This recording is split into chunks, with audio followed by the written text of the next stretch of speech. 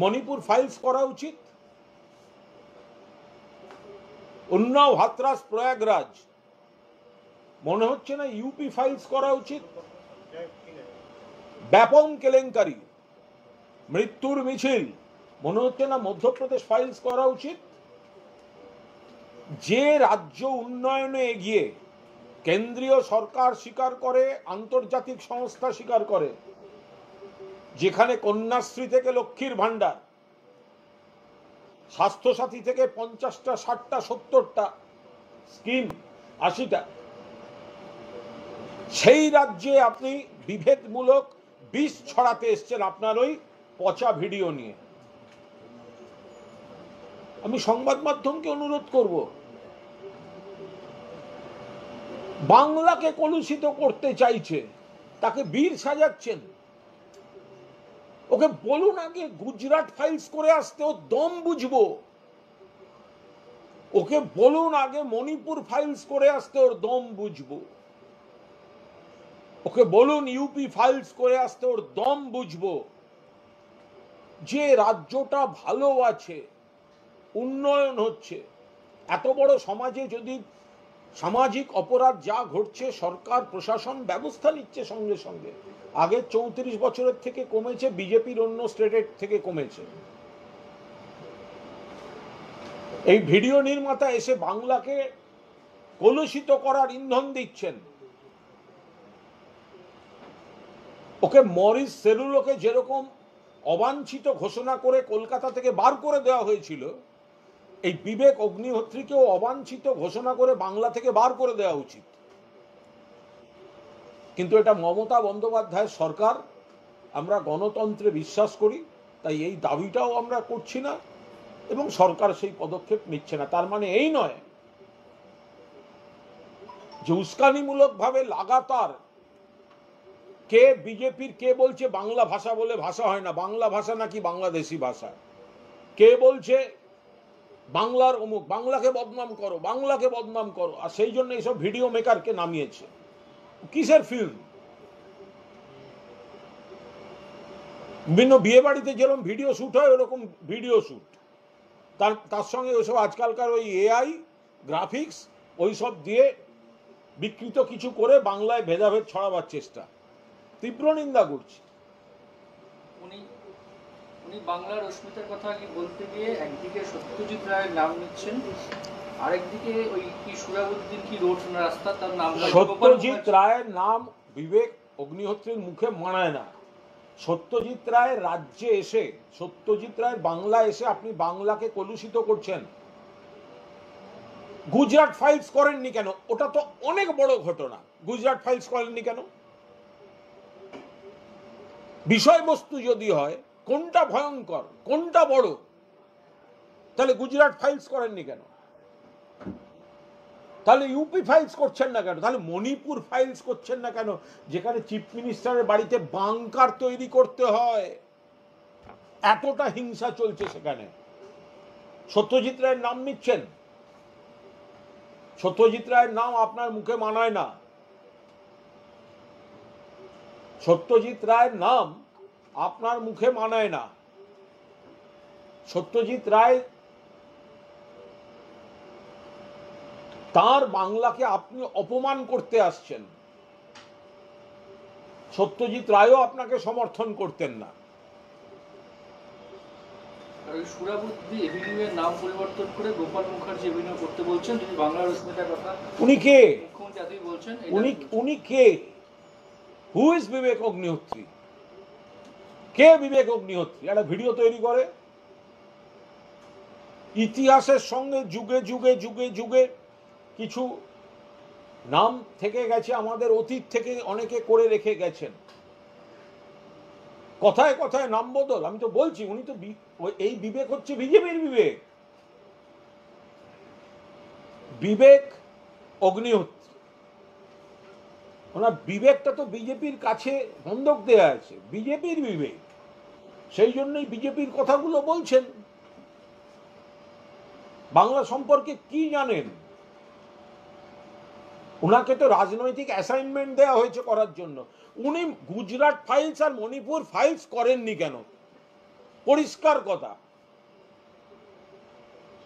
কোন ঘটনাগুলো বড়? গুজরাটের ঘটনা বড় নয়? মণিপুর এখনো জ্বলছে, বড় নয়? যান না ওই বিয়ে বাড়ি শুটিং এর মতো শুটিং করতে, যান না মণিপুরে। বরযাত্রী জামাই আদর করে দেবে মণিপুরে। যেখানে সিএম এর বাড়িতে বাংকার করতে হয়, ক্যামেরা নিয়ে একবার পরিচালকপনা দেখান না ওখানে গিয়ে, বিবেক অগ্নিহোত্রী। শ্রমিক ভট্টাচার্য বলছেন এটা পশ্চিমবঙ্গের জন্য অত্যন্ত চূড়ান্ত লজ্জার দিন। কোনো লজ্জার নয়। আমরা অত্যন্ত কড়াভাবে বিবেক অগ্নিহোত্রীর ক্রিয়াকলাপের নিন্দা করছি। হোটেলে কি হয়েছে ওই নিয়ে কোনো কথা বলতে পারবো না, জানি না উনি কি নিয়ম মেনেছেন কি মানেননি, আমাদের সাবজেক্ট নয়। কিন্তু উনি যে বিজেপির অ্যাসাইনমেন্ট নিয়ে Gujarat files, Manipur files, UP files না করে বাংলাকে কালিমালিপ্ত করতে এসছেন, তো এতে তো বিরোধীদের হাত শক্তিশালী করতে এসছেন উনি। তাই বিরোধীরা তো ওনার হয়েই কথা বলবে, তো খুব স্বাভাবিক ব্যাপার, বিরোধীরা ওনার হয়েই কথা বলবে। সেটা যে বিবেক অগ্নিহোত্রী এই পরিচালক, তিনি এর আগে কাশ্মীর ফাইলস বানিয়েছেন, তারপর কেরালা ফাইলস এবং এখন বেঙ্গল ফাইলস।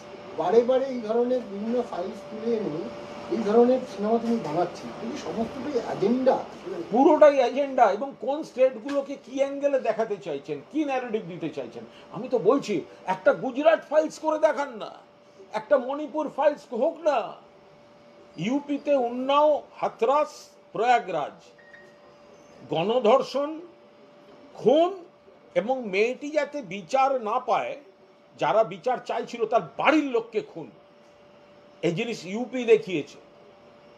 পড়ুন ফাইলস, তারপর কথা বলুন। তো এ তো পুরো ন্যারেটিভ তৈরি করতে আসছে, সে আবার বীর সাজছে, বড় বড় কথা। বিবেক অগ্নিহোত্রীর একটা অভিযোগ যে তারা দুদিন আগেই সমস্ত পারমিশন হোটেল কর্তৃপক্ষের কাছ থেকে নিয়েছিল। তারা এর আগে চেয়েছিল যে কলকাতার কোনো একটি প্রেক্ষাগৃহে তারা এই ট্রেলার লঞ্চ। বিবেক অগ্নিহোত্রী বাংলায় বিষ ছড়াতে আসছেন উদ্দেশ্য প্রণোদিতভাবে। যার Gujarat files, Manipur files, BJP শাসিত রাজ্যগুলোর ফাইলস করার দম হয় না, তিনি কোনো পরিচালকই নন। বিয়ে বাড়ির একটা ভিডিও ফটোগ্রাফার নিজেকে পরিচালক বলছে। ওনার অভিযোগ যে আমি হোটেলে সমস্ত হোটেল কর্তৃপক্ষকে জানানো হয়েছিল। উনি ভিকটিম কার্ড খেলার চেষ্টা করছেন, নাটক করার চেষ্টা করছেন। মূলত এখানে বিষ ছড়াতে এসছেন, এখানে বিষ ছড়াতে এসছেন।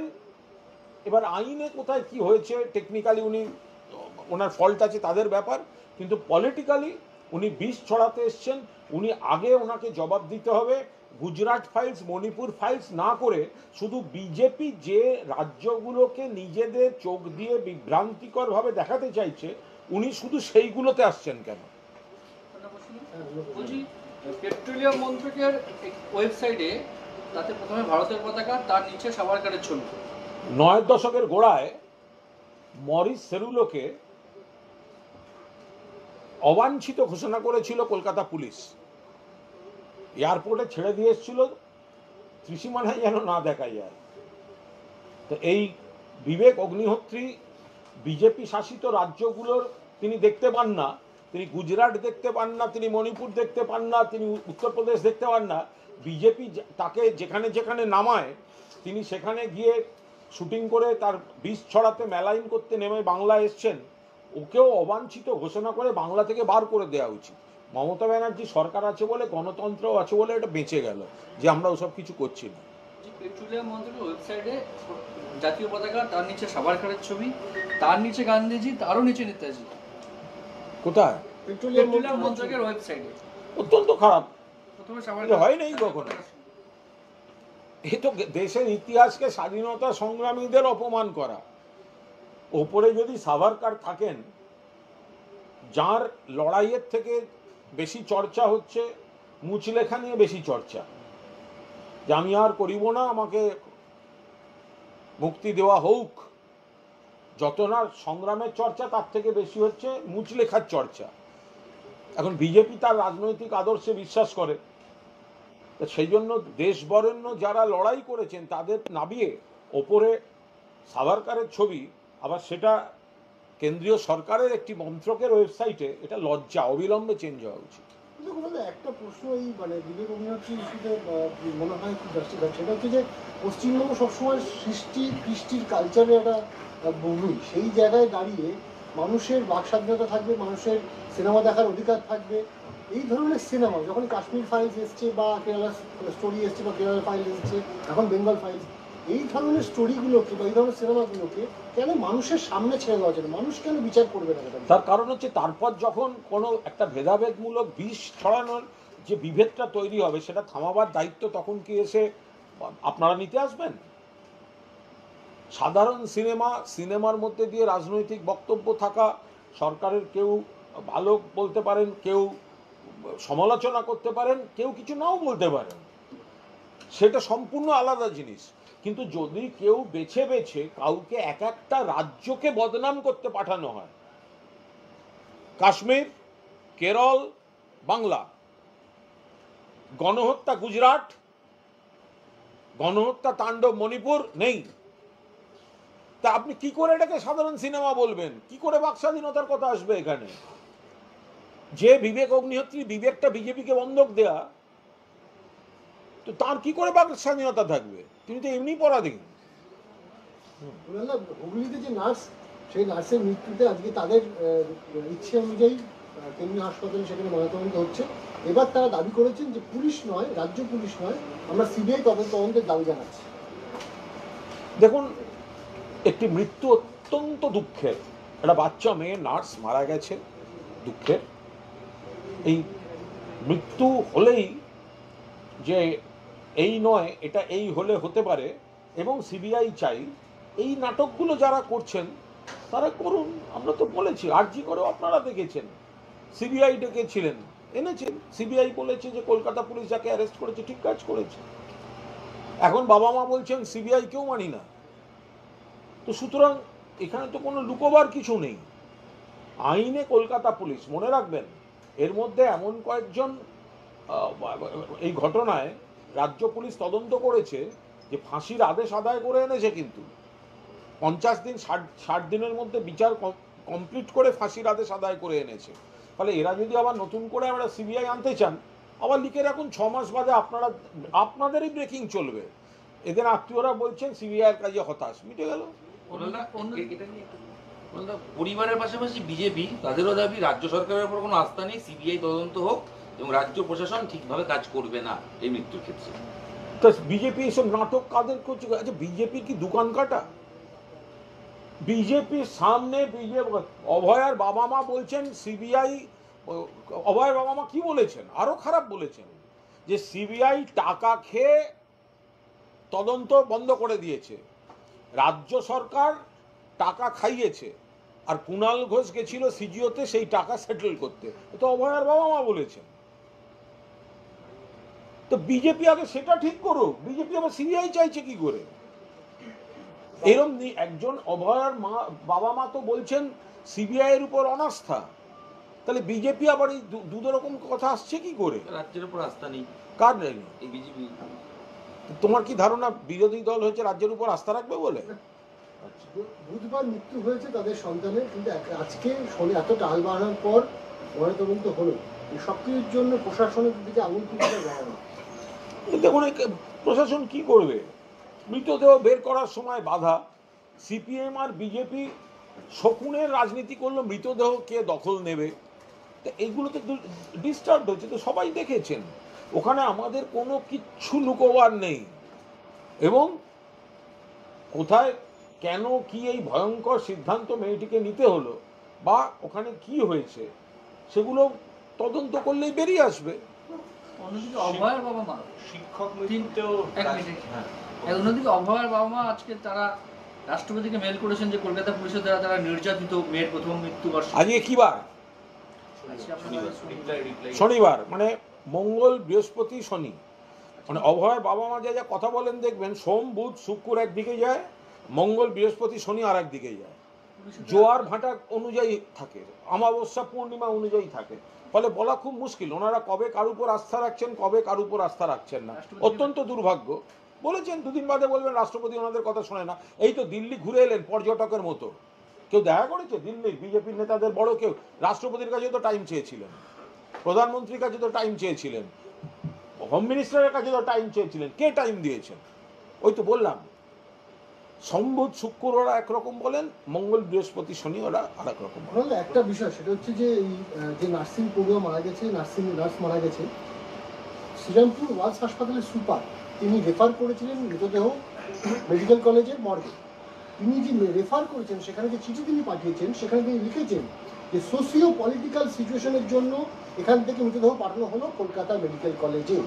একজন সুপার তিনি সোশিও পলিটিক্যাল সিচুয়েশনের কথা উল্লেখ করছেন মৃতদেহ এক জায়গা থেকে আরেক জায়গায় স্থানান্তরিত করার জন্য। এটা কেন লিখবেন একজন সুপার? আমি বলতে পারবো না, এটার সঙ্গে রাজনীতির কোনো সম্পর্ক নেই। একজন সুপার কেন লিখেছেন, হয়তো যেভাবে ডিস্টার্ব করেছে, যেভাবে পলিটিক্যাল ওই সিপিএম যাচ্ছে, বিজেপি যাচ্ছে, নিজেরা মারামারি করছে নিজেদের মধ্যে, দেখেছেন?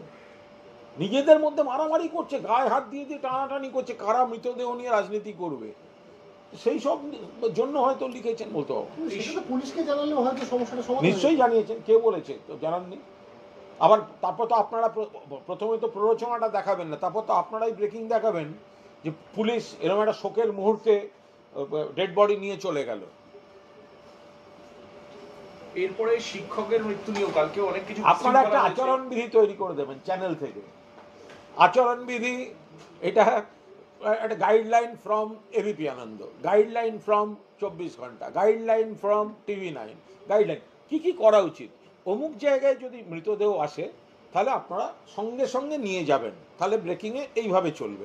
আপনারা যদি এটা ঠিক করে দেন তাহলে এটা পুলিশ প্রশাসনের সুবিধা হয়।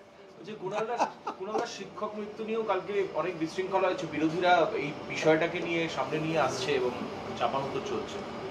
শিক্ষক মৃত্যু, শিক্ষকের মৃত্যু অত্যন্ত দুর্ভাগ্যজনক, অত্যন্ত দুর্ভাগ্যজনক। আমরা এই যে 26,000 যেভাবে তাদের চাকরি থেকে সরিয়ে দেওয়া হলো, এনাদের উপর যে মানসিক চাপ পড়বে এ তো খুব স্বাভাবিক ব্যাপার। এই জন্যই তো মাননীয় মুখ্যমন্ত্রী বলেছেন এটা হতে পারে না, অমানবিক। আমি জানি না ঠিক কেন, কোন রোগ থেকে ওনার মৃত্যু হয়েছে, কিন্তু উনি একজন যোগ্য শিক্ষক ছিলেন বলেই শুনেছি। যোগ্য শিক্ষকের মৃত্যু তার পরিবারকে কাটিয়ে দিশেহারা করে দিয়েছে, এত চাকরি চলে গিয়েছে এবং স্বাভাবিক। এর জন্য দায়ী হচ্ছে যারা পৈশাচিকভাবে চাকরি খাবো, সকলের চাকরি খেতে হবে বলে যারা কোর্টে গেছে, তারা দায়ী। এই সিপিএম, এই কংগ্রেস, এই বিজেপি, এরা দায়ী। এক প্রাক্তন বিচারপতি এখন সাংসদ দাপটের সঙ্গে বলছেন চাকরি খাবো, তারা দায়ী। কিন্তু এই গোটা ঘটনায় এসএসসি এবং রাজ্য সরকার কি দায় এড়াতে পারে? দায় এড়ানোর কথা, দায় এড়ানোর কথা হচ্ছে না। ত্রিপুরায় যখন গোটা রাজ্যের প্যানেলটা বাতিল হয়ে গেছিল, তখন সিপিএম জমানার প্যানেল, পরে বিজেপিও সামলাতে পারেনি, তখন এই উকিলরাই সুপ্রিম কোর্টে গিয়ে বলেছিলেন কয়েকজনের ভুলের জন্য সবার চাকরি যেতে পারে না। আর তারাই আবার এখানে উল্টো কথা বলছে আগে সকলের চাকরি খেতে হবে। 1946 সালে কলকাতার গণহত্যার প্রতিবাদ আজকে কলেজ স্কোয়ার থেকে মিছিল করছেন শুভেন্দু অধিকারী। দেখুন, একটা জিনিস ভালো করে লক্ষ্য রাখবেন, এই যে শুভেন্দু অধিকারী নবান্ন অভিযান কবে ছিল? নবান্ন অভিযান ছিল যেদিনকে রাখি ছিল, রাখি পূর্ণিমা। রাখি পূর্ণিমার দিন নবান্ন অভিযান, জন্মাষ্টমীর দিন আর এক রাজনৈতিক অভিযান, অথচ মুখে তারা বলবে হিন্দু সনাতনী। এটা হতে পারে? যে কোনো রাজনৈতিক কর্মসূচি, যে কোনো দলের কর্মসূচি যে কোনো দিন হতে পারে। জন্মাষ্টমীর দিন শ্রীকৃষ্ণর আবির্ভাব দিবসে সব জায়গায় শ্রীকৃষ্ণের পূজা হচ্ছে, শ্রীকৃষ্ণের বন্দনা হচ্ছে। কেউ যদি হিন্দু বলে নিজেকে, তাহলে রাখের দিন নবান্ন চলো, জন্মাষ্টমীর দিন রাস্তা আটকে।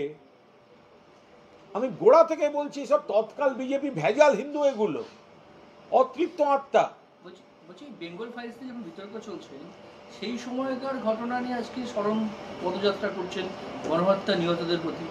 এগুলো তো সব এক সূত্রে বাঁধা। যাকে অ্যাসাইনমেন্ট দেওয়া ছিল যে আপনি ওই ভিডিও প্রকাশ করবেন, আর সেখান থেকেই অ্যাসাইনমেন্ট আসছে মিছিল করে ওটাকে প্রমোট করবে। এগুলো তো সমস্তটাই একই ইভেন্ট ম্যানেজমেন্ট কোম্পানি হচ্ছে। শিক্ষক, যোগ্য শিক্ষক মৃত্যুতে অভিজিৎ গাঙ্গুলি বিজেপি এমপি, তিনি বলছেন প্রথম থেকেই বলেছিলাম যোগ্য অযোগ্য শিক্ষকদের দুটো তালিকা সুপ্রিম কোর্টে নিয়ে গিয়ে রিভিউ পিটিশন করে আবেদন করতে। এরা যোগ্যদের দেখুন, সহমর্মিতা রাখুন, তাহলে তাহলে ইন্ডিয়ান জুডিশিয়াল সম্পূর্ণ দ্বিচারিতা করছেন। ওনার একাধিক স্টেটমেন্ট আছে যে সকলের চাকরি, আশা করি সবার চাকরি চলে যাবে, এই ধরনের স্টেটমেন্ট ওনার একের পর এক আছে। মানে বাম উকিলরা, বিজেপির উকিলরা, কংগ্রেসের কিছু উকিল, এরা সবার চাকরি খাওয়ার রাজনীতি করছেন, অকারণে ব্যাপারটাকে জটিল করেছেন। তারাই এখন ভালো সাজতে নামছেন, মায়া কান্না কাঁদছেন। অভিজিৎ গঙ্গোপাধ্যায় এটাও বলছেন যে মমতা বন্দ্যোপাধ্যায় যোগ্যদের পাশে আসার আলটিমেটলি দাঁড়ালেন না। মমতা বন্দ্যোপাধ্যায় জালিয়াতি ধরা পড়ে যাওয়া তিনি ভাবছেন এভাবেই যোগ্য শিক্ষকরা একে একে মারা যাবে। তো অত্যন্ত কুরুচিকর কথাবার্তা, অত্যন্ত কুরুচিকর কথাবার্তা। মমতা বন্দ্যোপাধ্যায় আগাগোড়া পাশে আছেন, সেই জন্য গ্রুপ সিডি চাকরি চলে যাওয়ার পরও তাদের পরিবারকে ভাতা দিয়েছিলেন, সেটাও তো এই রামবামেরা গিয়ে কোর্টে গিয়ে বন্ধ করিয়েছে। ফলে মমতা বন্দ্যোপাধ্যায়ের মানবিকতা বা কর্তব্যবোধ এদের কাছ থেকে শিখতে হবে না। তিনি বলছেন এখনো সময় আছে, এসএসসির কাছে যোগ্য অযোগ্যদের তালিকা রয়েছে, সেটা প্রকাশ করুন। আর আপনাদের ওনার কাছে যদি কোনো ফর্মুলা থাকে, কোর্টে তো কেস রয়েছে, উনি সেখানে একটা পিটিশন দিয়ে বলুন যে আমি যেহেতু কেসটা আমি দেখেছি, আমি জানি এখানে এই সলিউশন হতে পারে, উনি প্রকাশ্যে বলুন, সাংবাদিকদের ডেকে বলুন এই হবে ফর্মুলা। উনি ফর্মুলাটা লিখে রাজ্য সরকার বা এসএসসিকে একদম নির্দিষ্ট ফর্মুলা লিখে দিন, লিখে সকলের সামনে জানিয়ে দিন যে উনি দিচ্ছেন। যদি সলভ হয়ে যায় উনি তার ক্রেডিট পাবেন, কি অসুবিধা আছে? আমরা চাই মানুষের চোখের জল মুজুক। আপনারা এই চোখের জল ফেলিয়েছেন, আপনার কাছে যদি কোনো ফর্মুলা থাকে আপনি কোর্টে বলুন, রাজ্য সরকারকে বলুন, এসএসসিকে বলুন, লিখে দিন, তা ফর্মুলাটা দিন।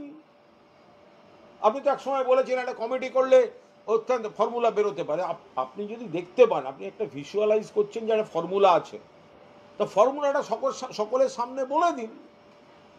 এটাও বলছেন যে আপনারা জোট চুরি করবেন, দুর্নীতি করবেন, মানুষ তাহলে যাবে কোথায়? প্রশ্ন করছেন অভিজিৎ গঙ্গোপাধ্যায়। দেখুন এগুলো অনেক, ওনাকে এবারে তাহলে বিজেপি রাজ্যেরগুলো যদি ধরা যায়, উনি তারপর কি উত্তর দেবেন সেখানে? তাহলে ব্যাপনটা হলে কি কি উত্তর দেবেন? একটা সিস্টেমে অধিকাংশ কাজ ভালো হয়েছে, অধিকাংশ কাজ ঠিক কাজ হয়েছে, কিছু লোক কিছু ভুল করেছে, তার মানে এই নয় যে তার জন্য সকলকে শাস্তি পেতে হবে। তাহলে এবার উন্নাও, হাথরাস, প্রয়াগরাজে যখন ধর্ষণ হবে, তো সেগুলোর দায় কি অভিজিৎ গঙ্গোপাধ্যায় নেবেন? তো দাদা, প্রধানমন্ত্রী বিকশিত ভারতের কথা বলছেন এবং সামনে দেওয়ালিতে জিএসটির কিছু জায়গায় ঘোষণা হতে পারে যে কমানো ট্যাক্স। জিএসটি নিয়ে উনি গল্পটা বন্ধ করুন। তার কারণ হচ্ছে জিএসটি নিয়ে রাজ্য সরকার বারবার স্পষ্টভাবে বক্তব্য জানিয়েছেন, মমতা বন্দ্যোপাধ্যায় মাননীয় মুখ্যমন্ত্রী বারবার বক্তব্য জানিয়েছেন। জিএসটি নিয়ে দুটো মেজর পয়েন্ট আছে, বাকিগুলো আমি এখানে এত বিস্তারিত আসছি না। একটা হচ্ছে সাধারণ মানুষ বা গরিব মানুষের ব্যবহারের প্রোডাক্টগুলোতে বেশি জিএসটি রয়েছে, আর ধনী বা ধনীতম মানুষদের যেগুলো প্রোডাক্ট তাতে জিএসটিটা কম। ফলে সাধারণ মানুষের উপর চাপ পড়ছে বেশি, এগুলোকে তো ঠিক করতে হবে। মুড়ি পর্যন্ত জিএসটিতে ঢুকিয়েছে। এবার দ্বিতীয় প্রশ্ন হচ্ছে জীবন বীমা এবং স্বাস্থ্য বীমা, যে দুটো অত্যন্ত জরুরি। বারবার মমতা বন্দ্যোপাধ্যায় বলেছেন আগে এখান থেকে 18% জিএসটিটা তুলুন। মানুষ বাঁচার জন্য জীবন বীমা করে, বাঁচার জন্য চিকিৎসা বীমা করে, স্বাস্থ্য বীমা করে, তার উপরে আপনারা 18% জিএসটি বসিয়ে রেখেছেন। তো ফলে এই কমাচ্ছি, করছি, দেখবো, এসব বলা যাবে না। তৃণমূল কংগ্রেস, মমতা বন্দ্যোপাধ্যায় যা পরিষ্কার মানুষের স্বার্থে যে ফর্মুলা দিয়েছে সেগুলো আগে কার্যকর করুন। দুটো ছোট ছোট বিষয় আছে, একটা হচ্ছে আজকে গতকাল রাতে বেলঘুরি আর চাঁদার জন্য এক যুবককে বেধড়ক মারধর করা হয়েছে। আর অন্যদিকে মেদিনীপুরের খেলার মাঠে দেখা যাচ্ছে পুরো প্রধানের ভাইপো নেবে মাঠে নেবে। অত্যন্ত খারাপ কাজ, অত্যন্ত খারাপ কাজ, কড়াভাবে নিন্দা করছি। ফুটবল খেলার মাঠে রেফারির সিদ্ধান্ত পছন্দ হতে পারে, নাও হতে পারে, কিন্তু সেখানে যদি মাঠে ঢুকে কোনো দায়িত্বশীল লোক রেফারিকে মারধর করে, রেফারি গায়ে পা তোলে, সে যে দলই করুক, তীব্র ভাষায় নিন্দা করছি।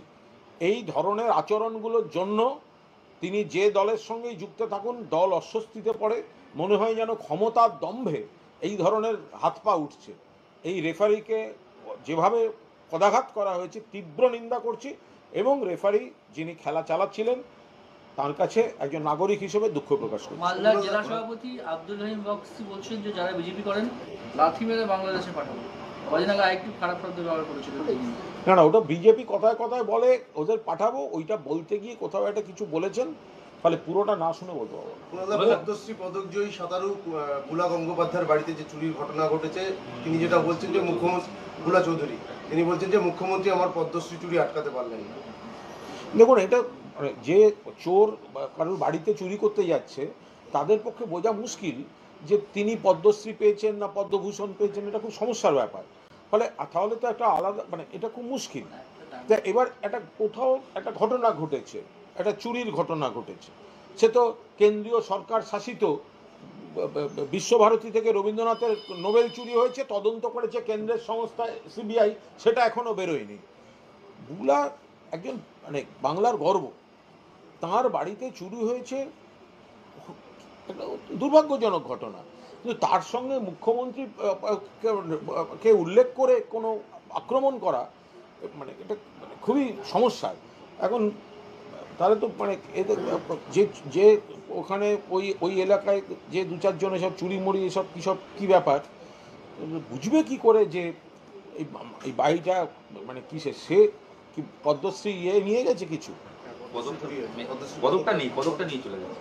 পদ্মশ্রী পদক চুরি পদকটা ছিল ওটা নিয়ে চলে গেছে, সব পদক নিয়ে ওটাও যা ছিল সবই চুরি হয়েছে। একটা বাজে ঘটনা, বাজে ঘটনা, পুলিশ নিশ্চয়ই দেখছে। না না, বুলা একজন গর্ব, বুলা চৌধুরী গর্ব, কিন্তু কথায় কথায় তাদের মতো সেলিব্রিটিরা যদি দুম করে মুখ্যমন্ত্রীকে জড়িয়ে স্টেটমেন্ট করে, তাহলে আমাদেরও তখন আবার একটা ঠিক না, সব কিছুটা সবে হয় না। আপনি সমাজের মধ্যে আছেন, সমাজের ভালোটাও দেখতে পাচ্ছেন, আবার দু একটা ঘটনা এগুলো তো যুগ যুগ ধরে এই ধরনের সমস্যাগুলো থাকে। এবার সেখানে যদি মুখ্যমন্ত্রীকে জড়ান তাহলে খুব সমস্যা। যে আজকে তিনি বলেছেন যে এ রাজ্যের সব থেকে বেশি ক্ষমতাশালী যিনি, তিনিই বাধা দিচ্ছেন ট্রেলার লঞ্চে। দুবার চেষ্টা করলাম, দুবারই থামিয়ে দেওয়া হলো। দূর, কে বিবেক অগ্নিহোত্রী? বিবেক অগ্নিহোত্রী বাংলায় বীজ ঢালতে আসছেন, তাও বিবেক মানে বিজেপির বিবেক। তো সেই জায়গাটাতে মানুষ সচেতন আছেন। এবার কোন টেকনিক্যাল গ্রাউন্ডে ওনার কি পারমিশন ওনার ছিল না কি হয় না, সেগুলো সব টেকনিক্যাল ব্যাপার, কিন্তু উনি আসছেন। আমি তো আবার বলেছি, ওনার দম হয় না কেন? আপনারা জিজ্ঞাসা করলেনই মানে আমরা কেন? আপনারা তো জিজ্ঞেস করলেন না যে গুজরাটে অত বড় ঘটনা, আপনি গুজরাট ফাইলস করলেন না কেন? তখন আপনারা জিজ্ঞেস করছেন না কেন? মণিপুরে এত বড় ঘটনা ঘটছে, মণিপুর ফাইলস হলো না কেন? মিডিয়া জিজ্ঞেস করছে না কেন? মিডিয়া ওকে ও হিরো, সে যে বড় বড় কথা বলে যাচ্ছে, আপনারা সেইগুলো নিয়ে আমাদেরকে এসে ভিলেন করছেন। নিজেরা জিজ্ঞাসা করতে পারলেন না যে আপনি গুজরাট ফাইলস করেননি কেন, ইউপি ফাইলস করেননি কেন, মণিপুর ফাইলস করেননি কেন? গতকালই আমাদেরকে ইন্টারভিউ দিয়েছিলেন বিবেক অগ্নিহোত্রী, তিনি বলেছিলেন যে আগামীকাল আমার এই ট্রেলার লঞ্চ সেটা করতে দেওয়া হবে না, রাজ্যের শাসক দল এবং সরকার চাপ সৃষ্টি করছে যেন ট্রেলার রিলিজ না করা যায়, এবং সেই আশঙ্কা সত্যি হয়ে যাচ্ছে।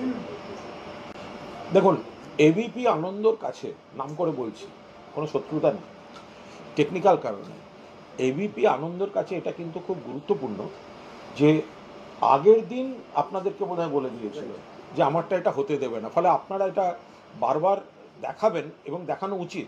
একইভাবে নবান্ন অভিযানের আগের দিন আমি বলেছিলাম কাল বিজেপি অভয়ার বাবা মাকে সামনে ঠেলে দিয়ে ওরাই মেরে নাটক করে দেখাবে, আমারটাও তাহলে একটু দেখাবেন, আমি তো আগে বলে দিয়েছিলাম।